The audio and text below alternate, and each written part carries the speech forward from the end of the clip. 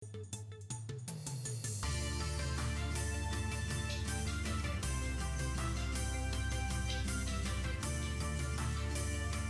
friends, welcome back. Myself Pushpendra Singh, and we are going to start with our current affairs. So today you have 19th of May 2021, and these lectures are basically entirely based on the current affairs, daily current affairs. So for that purpose, you should also study the national newspapers like the Hindu or Indian Express, and you can subscribe also our channel on the YouTube, right, where you will get these daily lectures. All right. So let's begin with the lecture.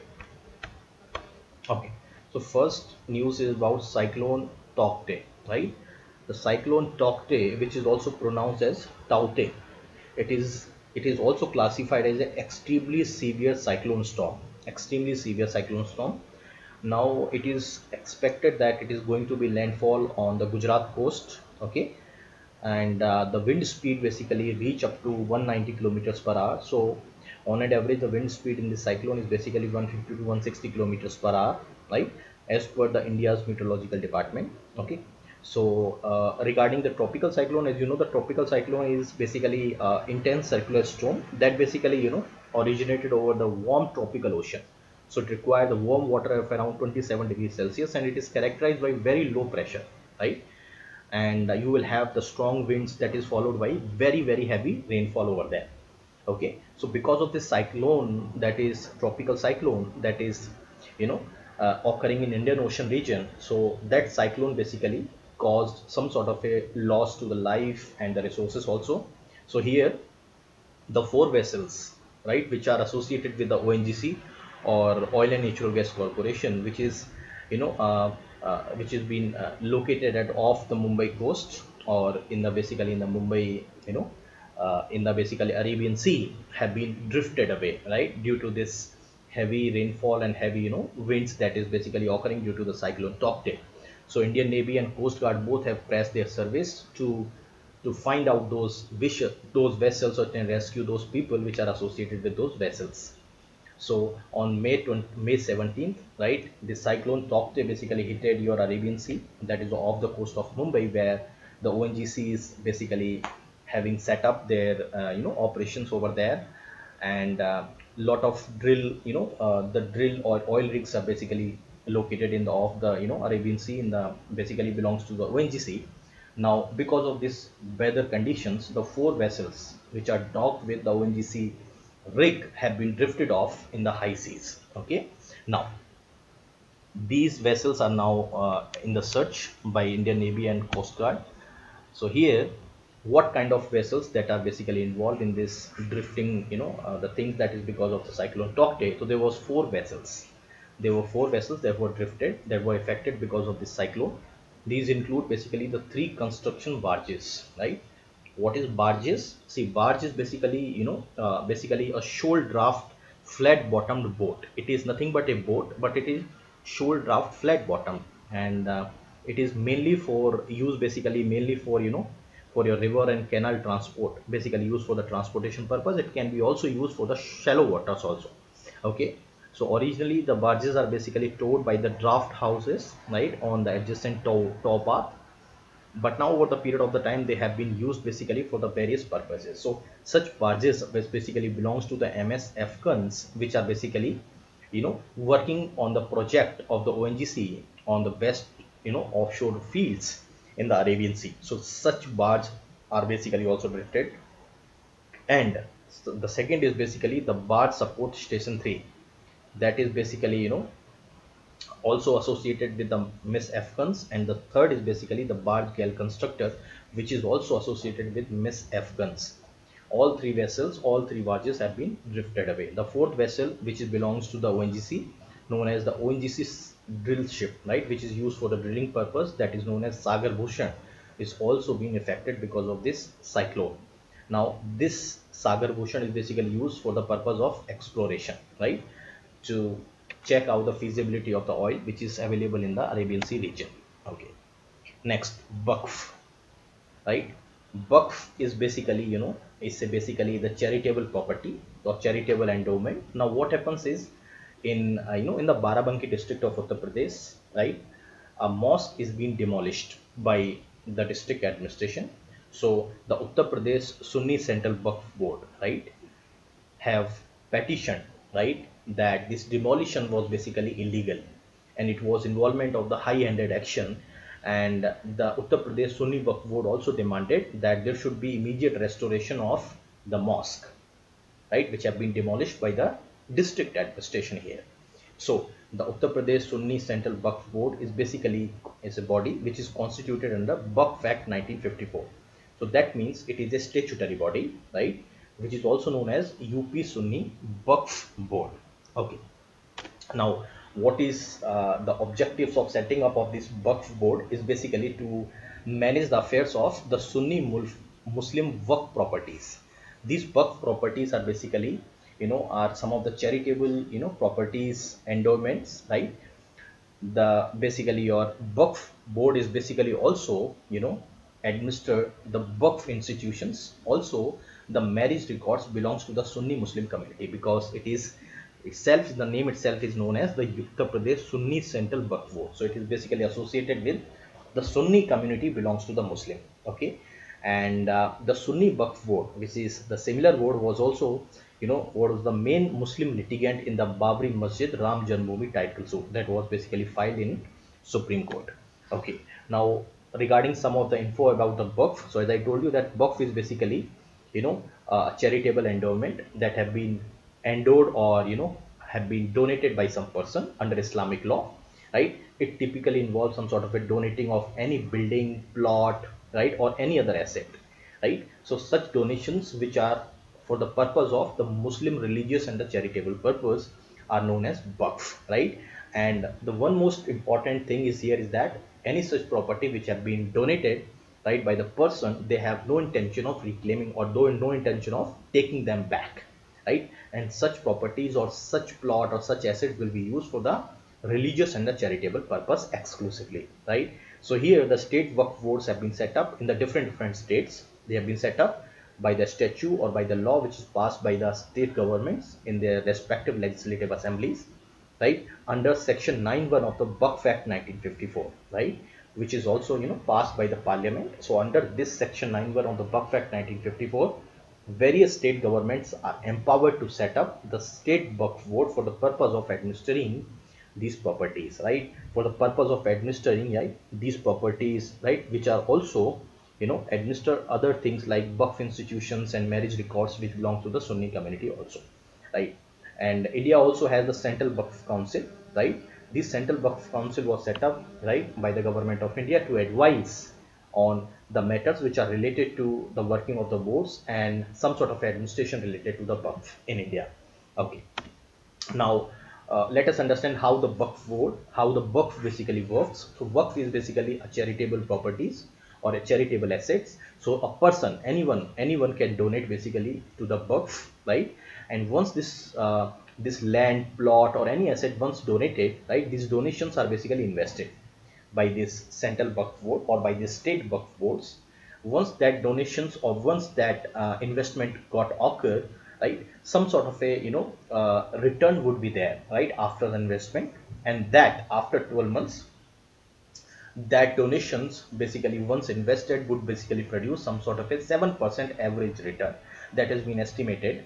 And the profits or that return basically then used for the charitable projects, right? And such charitable projects, you can understand that the health, education, livelihood, orphans, emergency interventions, so such proceeds or such profits are basically used for such purpose, that is again for the charitable and for the upliftment of the weaker sections of the society. And part of that profit, apart from basically investing or apart from using for these purposes, a part of that investment or part of that profit would be used, right, for the reinvestment purpose. So again, a part, say for example 20% or 25%, again reinvested, that will basically gives the further income, right? And your donations keep growing year after year. So that is how the Waqf basically works on the properties or on the plot or on the asset that have been donated. They have been invested, and that basically gives some return. Those returns will be, used for the purpose for health, education, livelihood, for charitable purpose, and part of that would be reinvested back, and that will give some sort of a perpetual income to the Waqf for further uses. Okay. Next is retrospective tax. Retrospective tax means you are basically taxing from the back date, right? You are taxing from the back date. So here, why this retrospective tax is basically been in the news? Because the British Oil Company, which is Can Energy, right? Can Energy PLC, which is the major oil exploration company, have sued recently the Air India, which is government of India owned, the aircraft agency. Now, the Air India have been sued by the British oil company, that is Can India, for the purpose of, the enforcement of 1.2 billion arbitration award. So this 1.2 billion dollars of arbitration award, which have been recently gave in favor of, the British oil company Can India. So the Can Energy basically would like to, enforce this award, that is 1.2 billion, right, dollars. Now it want to, get back this money from the government of India, right? And since the Air India is also owned by the government of India, so in turn, the British oil company, the Can Energy, basically suing the Air India for the purpose of this arbitration award, right, against the Indian government in the retrospective tax dispute, which was basically implemented from the back date. Now, let us understand the brief, about this arbitration award. So, what happens in the December last year, in December 2020, right? A three-member international arbitral tribunal, that is basically located basically, right? So that three-member international arbitral tribunal basically ruled, unanimously in favor of, the British oil company Can Energy Limited. Okay, now it was found that, the Indian government was in the breach of the guarantee of the fair and equitable treatment, which was against the India UK bilateral treaty. So that three-member international arbitral tribunal have found that the India has breached the India UK bilateral treaty, and that breach basically causes the loss to the British energy company. Okay, so that has caused the loss to the British energy company, that is known as the Can Energy PLC. Now this three-member international arbitral tribunal has awarded, right, 1.2 billion dollars, right, as a compensation that India would like to pay, or India would likely liable to pay to the company that is known as Can Energy PLC, right? And once this three-member international arbitral tribunal gave this award of 1.2 billion US dollars, right, to enforce that award, the British oil company, the Can Energy PLC, have moved a court specifically in the South District of the New York against the Air India, right? And meanwhile, India also challenged this arbitral award specifically in the Netherlands. Now, that is basically the case that is basically happening now. As I told you, that retrospective means that the tax which is being, implemented from the back date. That means something that is basically occurred in the past. So retrospective means to pay the tax for the goods and services purchased in the past, right? And that income, whatever that you have in the past, you pay for that purpose, right? So it may happens due to the law being amended, right? Obviously the law either amended, for example, if the government of India want to impose this retrospective tax, they have to amend the law, they have to impose that tax on from the back date. So for that purpose they have to amend the law, or they have to make some sort of a new rules for the taxation for that particular economy. Okay, so that retrospective tax is basically usually, with the validation cost, that basically impose some sort of a the tax from the back date. Okay, and that is basically made by one party, and the decision, whatever is passed by the country's concerned tax authority, that basically having the power with regard to that with regard to, the those type of retrospective tax. And in India, the retrospective tax is basically allowed in the case of the tax related matters, but the retrospective legislation is not allowed in the criminal cases. But in the tax related matters, the retrospective taxes can be allowed. But recently the Supreme Court has said that the government of India cannot add the new tax liability in the retrospective manner. That means the government of India cannot impose the new tax liability on the existing persons from the back date, right? And that is basically accompanied by the validation costs, right? That also, to serve the verifying such demands, which is basically coming out either from the government or either from any sort of a company that is basically working under the government. So For example, India retrospectively amended its taxation law. For example, in Finance Act 2012, which permitted, the tax authority to investigate those transactions, right, where some sort of evasion of the capital gain tax was basically there. So to investigate, to reopen those cases, such amendment was basically done in the Finance Act 2012, right, to make the tax authority to investigate on certain cases. Okay, next you have the work related disease burden. So as you know that because of the long working hours, because of continuous sitting at one place, right, basically causing, some sort of a heart related diseases or the strokes. Now these strokes and the heart related diseases are causing, right, the deaths among the people. So the long working hours especially has led to 7.45 lakhs deaths, specifically from the strokes and right, strokes and ischemic heart disease in 2016, right. If you compare this data from 2000, right, so from 2000 to 2016, there is a 29% increase in these deaths, right, from the stroke and ischemic disease, right, according to the estimate which has been recently published by the World Health Organization as well as the International Labour Organization, right. So this is what is the global trend that we are facing, right, that there is a loss of the life, there is a lot of deaths that is occurring because of the sedentary lifestyle, because of the long working hours, right. For example, recently WHO and International Labor Organization have published, the Environmental International, in which it has found that the in 2016 itself 3.98 lakh people died because of the stroke. You can understand, 3.98 people, and 3.447 lakh people died from the heart disease, right. So you could basically understand that if you add this, almost 8 lakh people died because of your stroke or because of your heart disease, that is ischemic heart disease, right. It is because of the long working hours, around 55 hours a week, right, that is continuously sitting at one place, that basically causing these deaths among the people. Okay, now let us understand what is this ischemic heart disease. See, ischemic heart disease is basically a condition that you have some sort of a chest pain or discomfort, right? And that occurs when a part of the heart, does not receive enough blood. Okay, and these conditions occur, most often during exertion or excitement, right? When the heart require greater amount of blood flow, but it could not, get this enough amount of blood flow, and that causes some sort of a disease that is known as ischemic heart disease. And stroke, it is because of some sort of a you know other medical related reasons, right. So regarding World Health Organization, of everybody would have understood this term, right. So World Health Organization is basically a specialized agency of the United Nations, right. Its main task is to is to have responsible for the international public health, and the WHO constitution, which establishes the agency's governing structure and the principles. The main objective is basically to attain by all the people with the highest possible level of health. So it is a specialized agency of United Nations. And what is this International Labour Organization, right? The International Labour Organization is basically again a United Nations agency.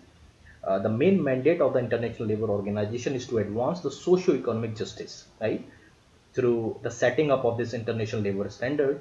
And it has been headquartered in the Geneva, Switzerland. The WHO is also headquartered in the Geneva, Switzerland. But you know, the parent organization with respect to the International Labour Organization is United Nations General Assembly, United Nations Economic and Social Council. Okay, now if you see this data from 2000 to 2016, the number of deaths basically causing from the heart disease, right, that is ischemic heart disease, due to the long working hours have increased by 42%, and number of deaths that caused because of the heart have increased by 19%. So the heart related disease have increased by 42% between these 16 years, that is due to the long working hours. And specifically these deaths are occurring among the men, right. So men are the most one which are likely to be died because of this ischemic heart disease or the stroke.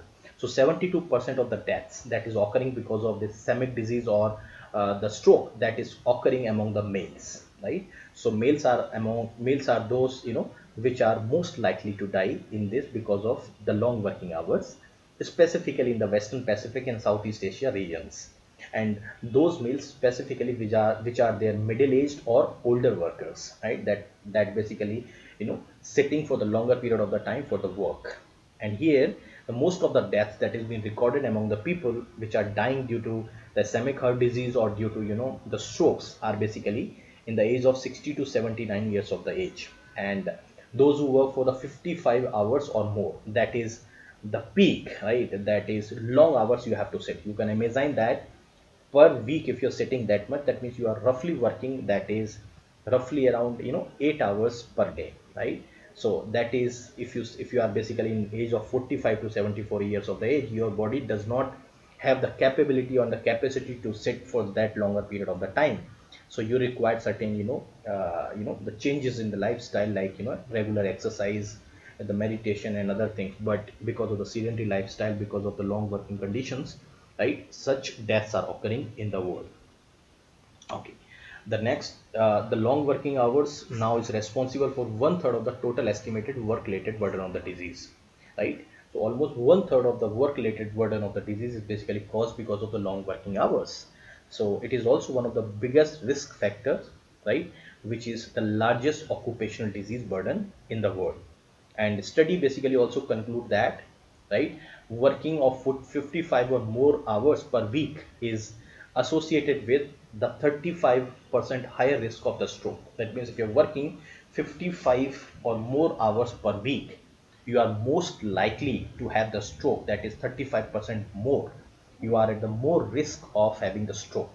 And if you're working 55 hours or more, you will be most likely to have 17% higher risk of dying from ischemic heart disease, right? That's compared to 35 to 40 hours a week. So that is, you could understand that a regular exercise is most important for sustaining and for basically for healthy living, right? All right. So next, the International Museum Day. As you know that the International Museum Day is celebrated, right, every year on 18th of May. Okay. The Union Culture Ministry have organized the panel discussions, right, on the occasion of the International Museum Day 2021, right. The main objective of celebrating this International Museum Day, right, is basically to raise awareness about that the museum's role in our life, right, how the museums are important, right, in terms of the cultural exchange, in terms of enrichment of the culture of a particular area or particular region or particular community, right, in terms of the development of some sort of a mutual trust, the mutual understanding, in terms of further exploring the opportunities in terms of cooperation, the peace among the people. So to have that purpose in the mind, the International Museum Day is celebrated. It has been declared by the International Council of Museums, right? What is International Council of the Museums? International Council of Museums is basically a non-governmental organization. So you can see it is an NGO which has been set up in 1946. Okay. And it basically maintains the formal relationship with the UNESCO. Okay. And having the consultative status with the United Nations Economic and Social Council. Okay. And this International Council of the Museums basically headquartered in Paris, France. And this year for 2021, the theme for International Museum is the future of the museums, the recover and reimagine. This is basically the theme for the International Museum Day 2021. Okay. So this is basically a poster for International Museum Day, the future of the museums, recover and recreate. This is the theme for this year's International Museum Day that has been celebrated every year on 18th May. Okay. Next, Colombo Port City. Okay. Now, what is happening is that the Colombo International Finance City or Colombo Port City is basically the special financial zone or international financial center which is located in the Colombo in the Sri Lanka, which is currently under construction on the reclaimed land which is adjacent to to the Colombo. Now that work which was started, right, way back, right, in 2017 onward.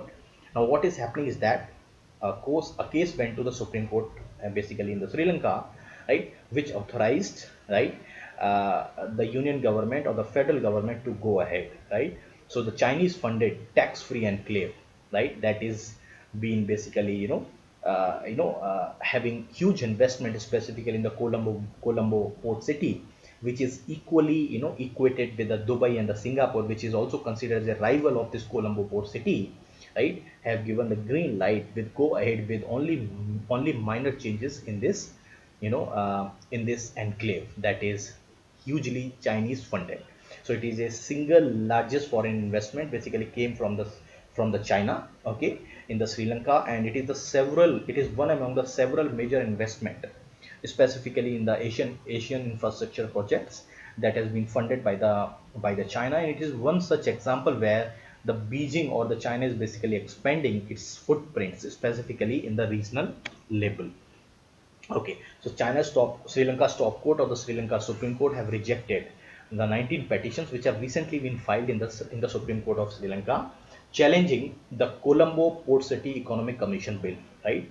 That basically approved 1.4 billion project, right? That is, the project which is being sanctioned for the purpose of the development of this, the Colombo Port City, right? And the Sri Lanka's top court have now allowed to go ahead with minor amendment, right? And the federal government has recently been immediately, also agreed with that. And the project officials have said that they have this, the greater hope that this Colombo Port City would be made, that is on the reclaimed land from the sea, right, will attract billions of the dollars of the money, specifically for the trade, for the banking, and for offshore services. And it will also be the competitor among the cities which is located in the Dubai or in the Singapore, right, which are the top most potential competitors for the Colombo Port City for that purpose.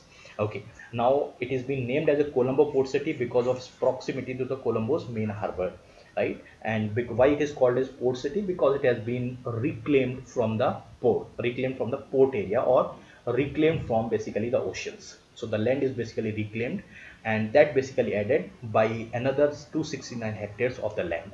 Okay, almost double the size of the Colombo's financial district by adding another 269 hectares of the land. And this port city or Colombo Port City is basically administered by the commission.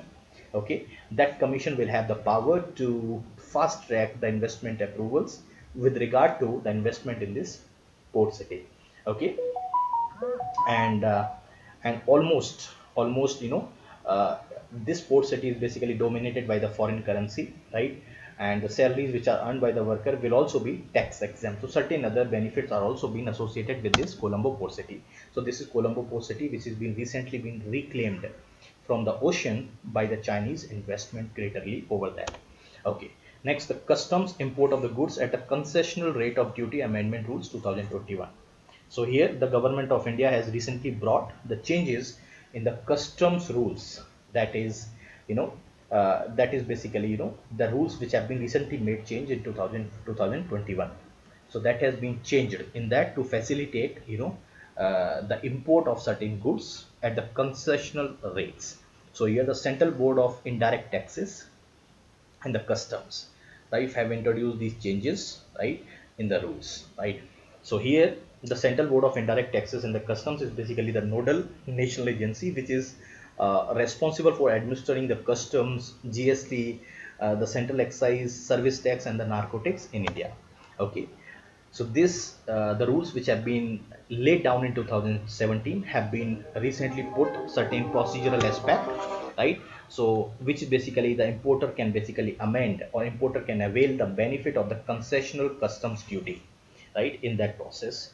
So to avail that concessional customs duty, right, on specifically for those goods which have been imported for the domestic productions, okay, or providing certain services in the domestic area.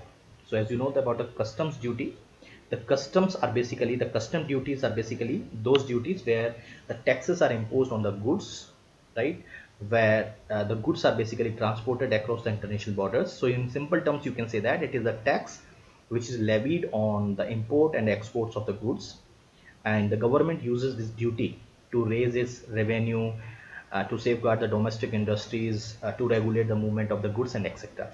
Okay, the major changes also have been made to accommodate the needs of the trade and the industry, right? That is permitted for the purpose of for sending out to do the job work for that purpose. And because of the absence of this facility, right, which is also constrained specifically for the micro, small, and the medium enterprises sector, right, that capacity was not there, right. In order to have that capacity, this amendment was also needed. Now the importers who do not have this manufacturing capacity, now they can avail these the amendment or these, the basically customs duty or concessional customs duty, and can get those goods, basically those, can get those final, final goods basically manufactured in the domestic area itself. Okay, now when you understand the customs duty, as I told you, the customs duty is basically, the duty which has been imposed on the items which have been imported or exported. Okay, now the with regard to those capital goods, now the capital goods basically, you can understand that some sectors like, the physical asset that the company uses in the production process, right, to manufacture the products and the services that consumers may later use. So capital goods include the buildings, machinery, equipments, vessels, and the tools, and etc. So the capital goods are not finished good. Instead, they are used to make the finished good for that purpose. And for that purpose, a concessional customs duty is also being availed by those manufacturing agencies. Okay. Now, in the case of gold, jewelry, and precious stones and the metals, these rules or these concessional customs duties are not applicable. Okay. Now, other incentives that have been provided also to import the capital goods at the customs at the concessional customs duty, right, to re-export them once the manufacturer basically use them, right. So once they allowed, to have those capital goods for on the customs duty, once they have used it, they can again, could easily re-export back, right. So for that purpose, a new concessions have been introduced in this customs rule to clear them specifically in the domestic market on the payment of duty and interest at the depreciated value. Okay, then the new naming system for the virus variants. Now you must understand, just like on the patterns of the tropical cyclones, the temperate cyclones, the hurricanes, we have, some sort of a the naming system, right. The WHO or World Health Organization has also decided that a new system should be unveiled for the purpose of naming of this variants of the coronavirus, right. Here, just like on the patterns of the tropical cyclones, right. So WHO chief recently has said in this manner. So this initiative is similar to how the hurricanes basically are labeled, or hurricanes are basically, named for purpose. For example, if you understand that until 1978, the hurricanes was only named after the woman, but that procedure or that norm was basically ended in 1978, and since 1978 onward, both men as well as the women's names were basically introduced, included in naming of these hurricanes, specifically in the North Pacific Storm list. So since 1979, both the male and the female names are basically included in the naming of these hurricanes, or basically the Pacific Storm list. So here it will also be easier for lay down the public to remember rather than these complicated lineage numbers. So just like you have seen the B.1.146, that is the lineage numbers associated with the COVID-19 or novel coronavirus. So instead of naming that 1.0 point something, right, you could have this, the good names of the woman or the man that could be easily remembered by the people. Okay, so here the WHO and the health and science agencies both are working across, to labeling and to find out those variants with respect to the novel coronavirus, right, by former lineage names which has been associated with this, the mutations which have been named, right, because of, the combination of the letters and the names at the point of the relationship between the different variants. For example, the variants V.1.7, V.1.617, right, that have been associated with the mutations that have been having the combination of the letters, the combination of the numerals, the names which have been also associated with the virus. Now it is very difficult to remember those variants in this format. Okay, now this format is basically associated with the geographical places where the outbreaks are basically there, right. For example, Ebola, right, have been, outbreak in the West Nile, right, specifically in the African countries. So such type of outbreaks in the regional scales have been named for that purpose. Now this 1.1.7 is basically the UK variant. B.1.31351 is basically the South African variant. So this dilemma, right, where the variant is 1.1.7 or V.1.31351, right, put some sort of a stigma in the mind of the people, right. So to solve by using this, by the names that we basically use for the purpose of hurricanes or for the purpose of the tropical cyclone. We could use these. We could use basically these names for the purpose of, naming of those variants specifically for coronavirus. Now, the new storage conditions for Pfizer BioNTech vaccine. Now you must understand, the Pfizer is basically the major, is basically the manufacturer for this biotech vaccine, specifically for the purpose of, the COVID-19 pandemic. Now, the European Medical Agency basically recently recommended that some sort of a changes in the storage conditions of this BioNTech COVID-19 vaccine, right? So that storage conditions would allow now to have the greater efficacy in terms of handling of those vaccines, right? That could be easily handled across the centers in the European Union. Okay, so now the new recommendations which have been came from the European Medical Agency has that this unopened, thought vial of the Pfizer BioNTech vaccine can now be stored for up to a month, that is between 2 to 8 degrees Celsius. So that storing up to a month would give you the greater flexibility in the hands of the medical providers or medical service providers, which can easily handle those vaccines, right?